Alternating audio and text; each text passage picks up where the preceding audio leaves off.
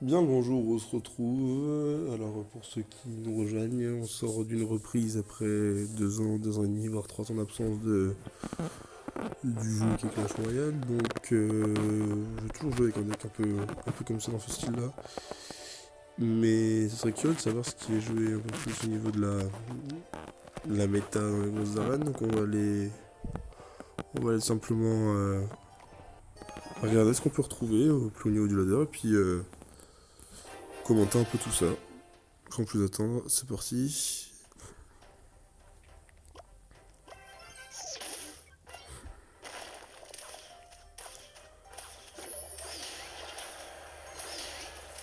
Tout de suite le ok, Fantasia, Mortisque.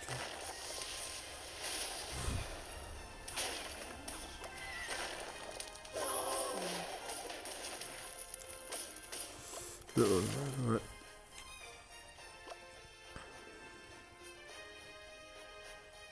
Ah, c'est sûr que ça joue très bien, ça. À ce niveau-là, il n'y a pas de. Il y a erreur de misclick, d'aggro, les timings sont maîtrisés.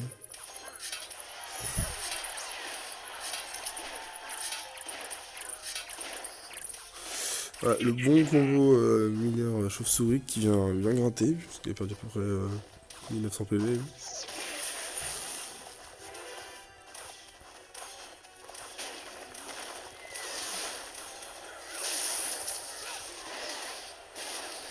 Ou le feu qui vient clean, tout ça. Je peux pas encore trop vous dire s'il y a un avantage d'un côté des joueurs ou plus de l'autre.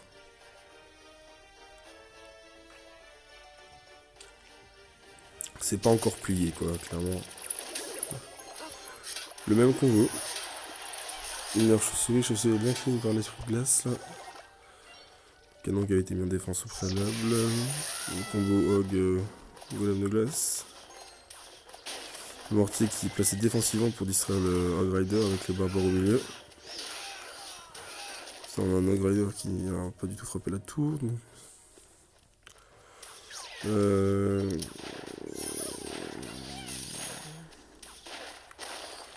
Ouais, les sous avec le mousquetaire.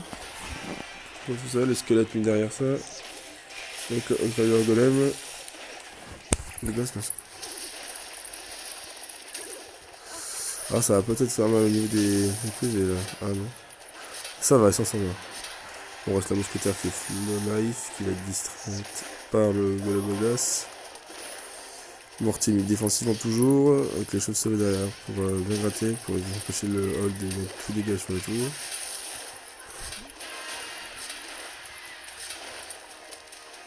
Mais bon, c'est ce que tire encore une dernière fois, non, même pas. Le Rider qui ne va pas vraiment taper. Ah, c'est parce qu'ils sont là.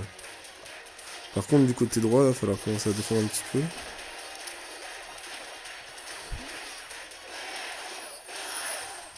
On va passer en overtime. Les roquettes qui. Voilà, la roquette qui va clairement venir gratter tout ça. Il a juste à cycle une fois son deck pour retrouver la roquette pour gagner concrètement. Hein. Il suffit de pas grand chose.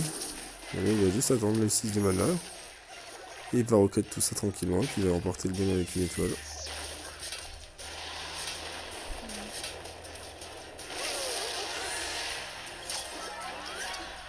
Ah, c'est une victoire à la roquette, mais c'est une victoire quand même. Les trophées sont acquis. Combat intéressant avec un très bon niveau de la part de, des adversaires. Et puis, des decks intéressants. On voit que c'est des decks très rapides, peu de cartes avec un gros coup de mana. Ça reste vraiment des decks assez rapides pour cycle facilement, récupérer la carte nécessaire au bon moment. Une question de timing vachement importante. Oh, c'est intéressant de voir ce genre de choses. Et bien écoutez, moi je vais vous laisser là-dessus. Et puis on se retrouve très prochainement pour du gameplay ou de l'analyse ou du commentaire, à voir.